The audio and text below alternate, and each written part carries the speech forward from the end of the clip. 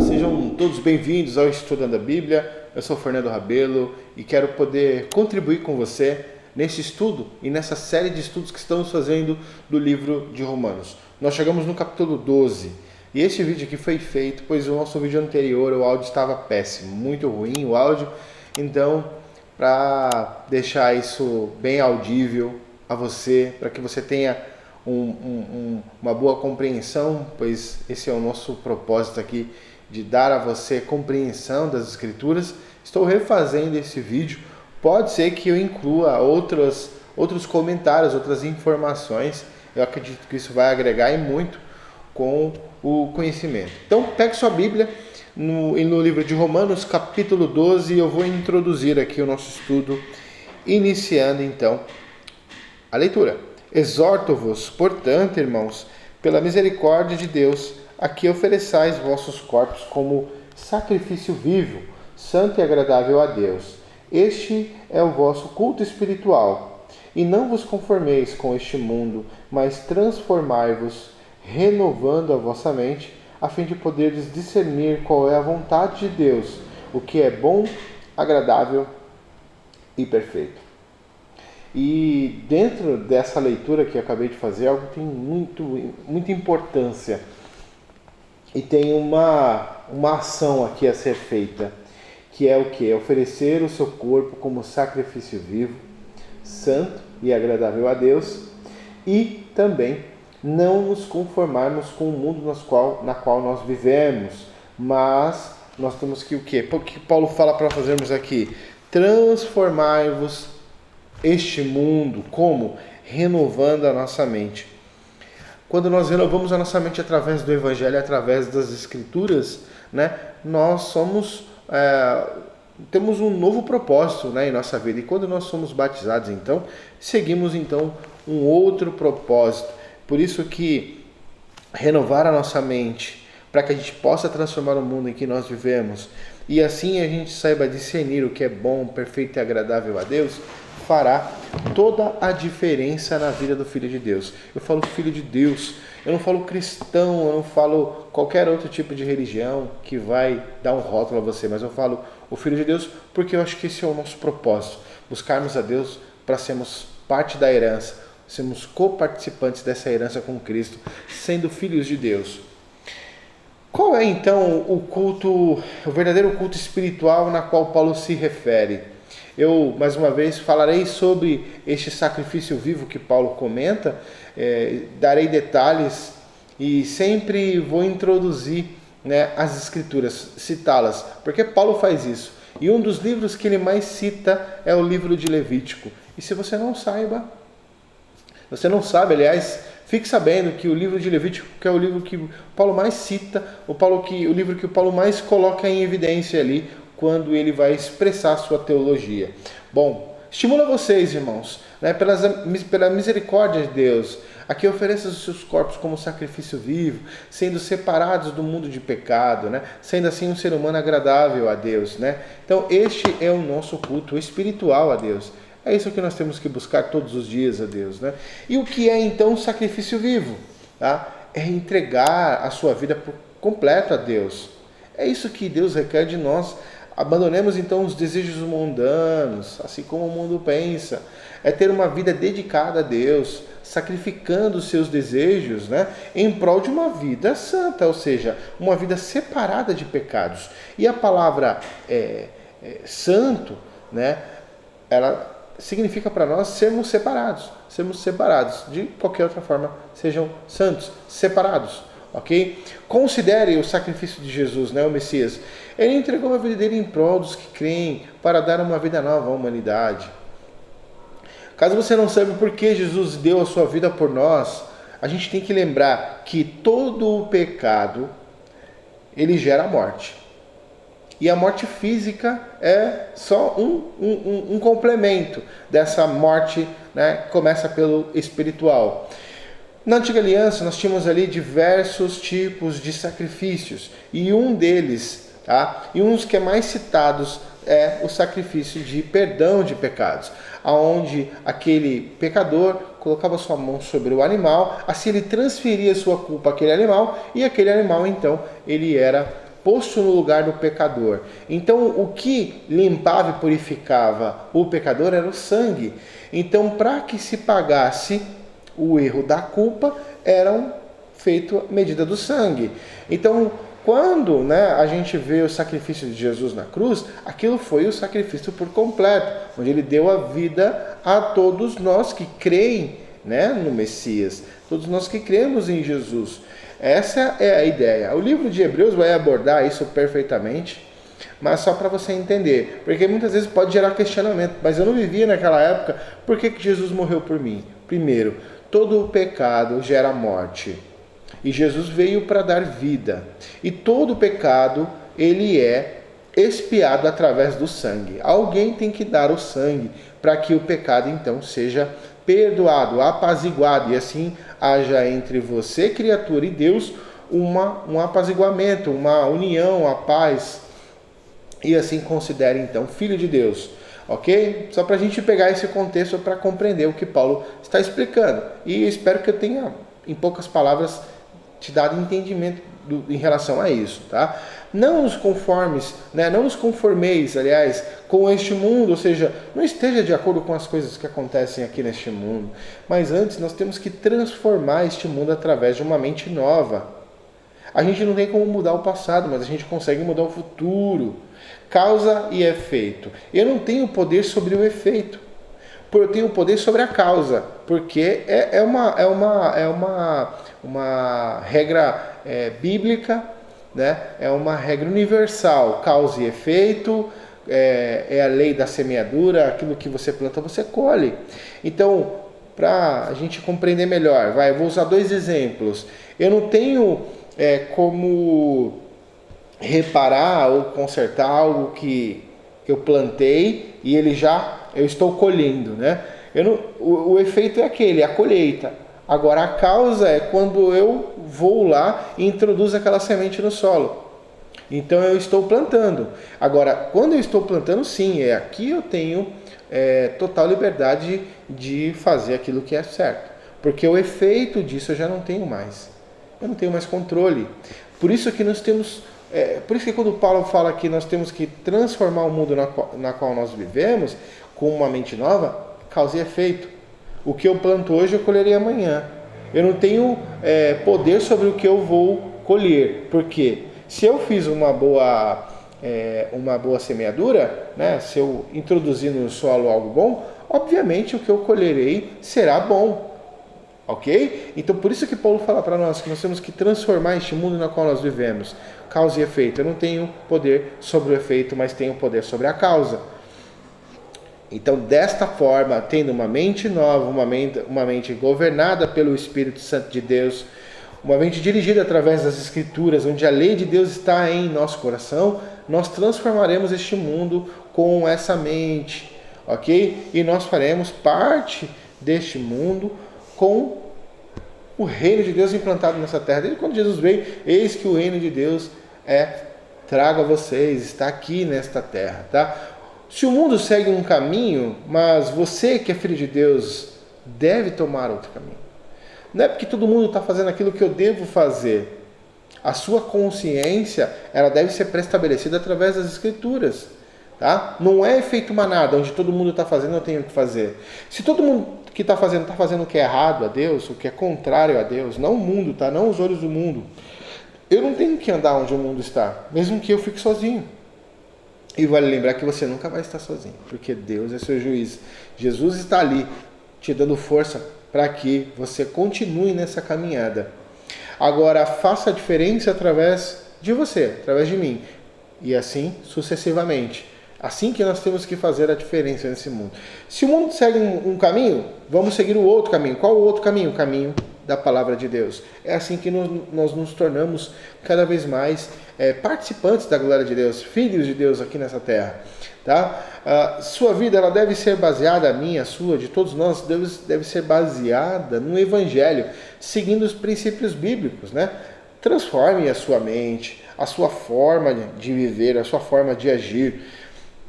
Se hoje você tem uma nova vida, considere isso um propósito enorme de Deus para a sua vida. Então mude as coisas que estão à sua volta, transforme as pessoas que estão à sua volta, mas através de você, através do seu ato, das suas ações, ok? Transforme a sua forma de agir, pensar e agir, renove-se cada dia o seu andar com Deus, Somente assim você poderá compreender e entender qual é a vontade de Deus para a sua vida, para a minha vida, para a nossa vida, sabendo que é bom, agradável e perfeito a Deus.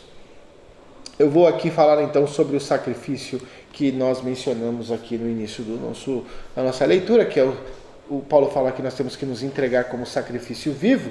E o que Paulo está querendo explicar aqui para nós é Levítico 2. Levítico 2. O sacrifício que Paulo fala não é o sacrifício de perdão de pecados, porque o sacrifício de perdão de pecados, como já falei, e vou afirmar aqui novamente, que Jesus já fez isso por todos nós. Não há outro sacrifício de expiação que venha a suplantar aquilo que Jesus já fez. Então, cuidado aí com falsas promessas, porque Jesus já fez isso por cada um de nós. Ok? Bom, seu corpo deve ser consagrado como sacrifício, hein? E agora, hein?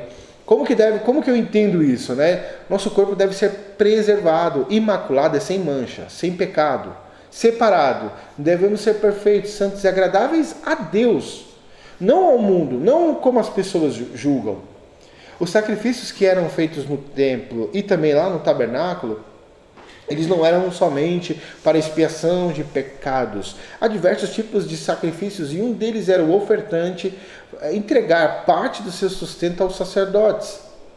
Um exemplo, ofertas de cereais, de manjares, de primícias da terra e entre outros, ok? Todos os sacrifícios legítimos tinham de ser apresentados perante Deus em seu altar. A palavra corban, e é essa palavra que eu vou me ater aqui, sobre esse sacrifício que Paulo fala, ela é usada na Bíblia hebraica, ok? E ela significa oferta, oblação.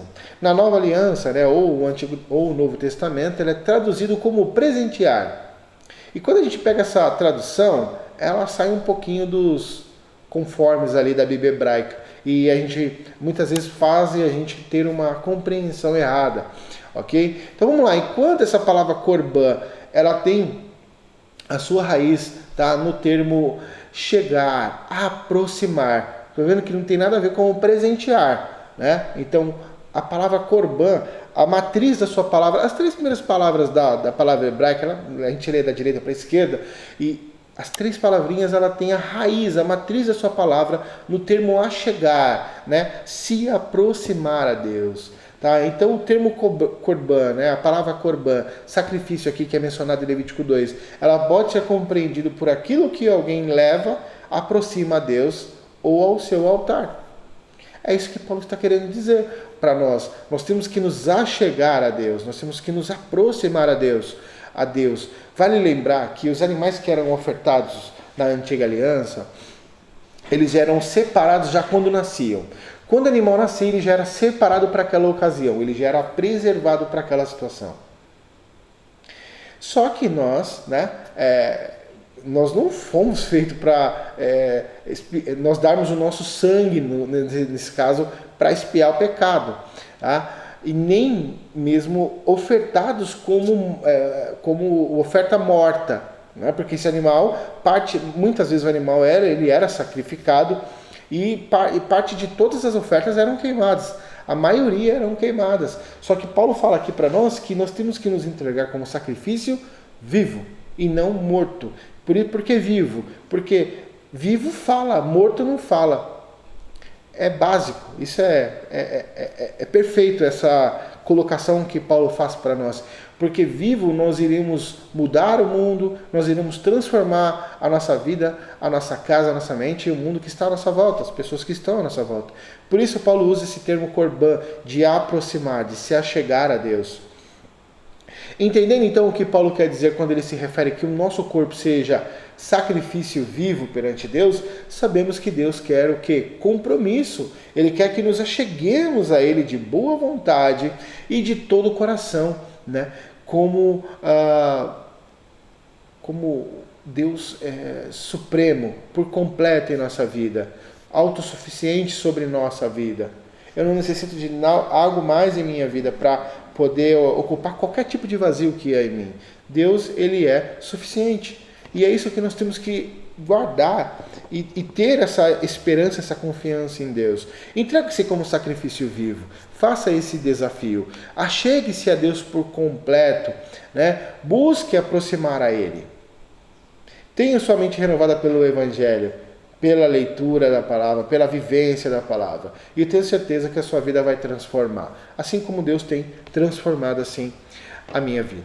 Bom, nós vamos ler então dos versos 13, do 3 ao 13, e vou iniciar aqui, né? Humildade para os que são de Deus. Humildade para os que são de Deus. Então, em virtude da graça que Deus, né, que Deus nos concedeu, né, melhor dizendo, em virtude dessa graça que Deus nos concedeu, sejamos humildes. Sejamos humildes. Tenham em si plena consciência dos dons dados por Deus a nós, a vocês. Não tenham um conceito sobre si maior do que é, tá? Não se eleve, ok? Cuidado com a presunção, né? Cuidado com a arrogância, isso pode te levar à ruína, ok? Se Deus concedeu a você essa graça, se deu esse dom, de acordo com a medida da fé que você tem, porque é através da fé que Deus vai operar os seus milagres. Então a medida da fé que você tem é a medida que Deus vai lhe conceder o dom. Olha só que legal, hein? Quanto mais fé eu tenho, quanto mais fé eu exerço, vale lembrar que a fé não é um conceito sobre imaginar, pensar, tá? A fé, ela está muito mais relacionada à prática de você fazer aquilo que Deus requer de nós e ter sobre si uma convicção de que Deus está ali guiando os teus passos, né? Então a fé são coisas que nós não enxergamos, mas é a certeza daquilo que recebemos. Hebreus fala muito bem isso. Então a fé, ela está no seu comportamento, no seu andar. Então a medida da fé que você tem é a medida que Deus trabalhará sobre sua vida. Então se Deus lhe deu dons, exerça esses dons em prol da comunidade, em prol da igreja, em prol do corpo, né, o corpo de Cristo. E não tenha sobre si um conceito maior, elevado sobre os outros. Olha só. Esses dons não servem para te engrandecer perante outras pessoas. Eles devem ser usados em prol, né, da comunidade. Somos todos membros de um único corpo, que é o Messias, Jesus de Nazaré. Deus deu a cada um uma porção do seu Espírito. E isso deve ser entregue no dia a dia com outros irmãos. Quem recebeu o dom da profecia, que exerça segundo a proporção da sua fé. Aquele que tem o dom do serviço manual, que exerça servindo. A quem do ensino, ensinando. Quem do estímulo e do ânimo, exortando, né? Exorte. Quem recebeu aí o dom, né, de estimular, de animar, que anime, né? Aquele que distribui seus bens, que o faça com simplicidade. Aquele que preside com diligência. Aquele que exerce a misericórdia com alegria. Que o nosso amor seja sem falsidade, detestando, né, o mal e apegando ao bem, com amor de irmão, tendo um carinho e respeito uns para com os outros. Cada um considerando os outros como mais dignos de estima.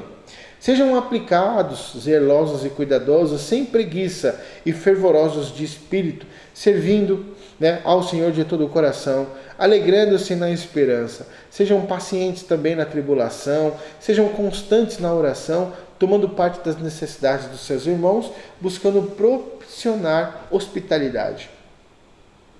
Que legal, quantas palavras animadoras, né? Quantas palavras dão ânimo e força para cada um de nós, né? Porque às vezes você pode estar desnorteado, né? Deus lhe deu um dom, você tem a fé, Deus exerce sobre você através da fé esse dom, né? Esse espírito, porque o espírito que Deus deu, que veio lá daquela festa de Shavuot, né? Que é de Pentecostes, que é, todo mundo mais conhece como Pentecostes, aquele espírito está presente até hoje. O que antes era preservado para alguns que Deus selecionava, Deus concedeu esse espírito a todos, tá? É abundante esse espírito, essa ação, esse mover de Deus. Então talvez hoje você esteja desnorteado por isso, por não saber como exercer, ou muitas vezes a sua inclinação faz com que você tenha um conceito elevado sobre si. Então Paulo está exortando, não tenha esse conceito, seja humilde. Humilde é esvaziar-se por completo, ok? Então, se você tem um reconhecimento sobre os seus dons, as suas capacidades, a humildade faz com que você esvazie-se disso e sirva, ok? O melhor líder é o servidor, não é aquele que está lhe dando ordens. O maior líder é aquele que serve. E Jesus é o nosso exemplo disso. Ele serviu a nós. E ele se esvaziou-se de si e serviu. Ele lavou os pés de Pedro. E Pedro falou, não, jamais, Senhor, irei lavar os pés do Senhor. Eu que tenho que lavar seus pés. Que Jesus disse, deixa que eu darei o exemplo a você. Lavarei os seus pés, para que você lave os pés dos outros. Então, ainda, essa mentalidade que a gente tem, né, ou que a gente tinha, não deve fazer mais parte do nosso dia a dia. O Evangelho deve nos transformar, ok? Deve fazer com que nós sejamos realmente novas criaturas, ok? Seguindo aqui, e para nós concluirmos então este estudo, o sábio Salomão nos ensina este provérbio, e este provérbio é o que o Paulo cita, né? Eu falei de Levítico, agora vamos citar provérbios. O sábio Salomão nos diz assim lá em Provérbios 21, 22. Se o teu inimigo tiver fome, dá-lhe de comer. Se tem sede, dá-lhe de beber. É procedendo assim que amontoarás brasas vivas sobre a cabeça dele. E Deus, o Senhor, te recompensará. Porque a vingança é de Deus. Não é nossa, não cabe a nós. E quando nos sujeitamos à posição daquele que nos feriu, estamos nos igualando àquela pessoa. E o Salomão nos dá esse exemplo. Não deixe, se está com fome, dê de comer, está com sede, deixe, porque assim você amontará brasas vivas. O que é? Você encherá aquela pessoa de remorso. Porque o que ela esperava de si era o troco, era uma reação maior, proporcional a que foi dada ou maior. E não, você deu o amor. E é isso que nós temos que fazer. Seguir a palavra de Deus fielmente, buscando Ele todos os dias de nossa vida, fazendo com que o Evangelho ele seja cada vez mais amplo, né, visível às outras pessoas. Como? Através do seu andar, através da sua vida. Não através do que você fala, porque cada um pode falar. Só que o fazer é difícil. E o fazer é quando todos não estão olhando. Mais difícil ainda.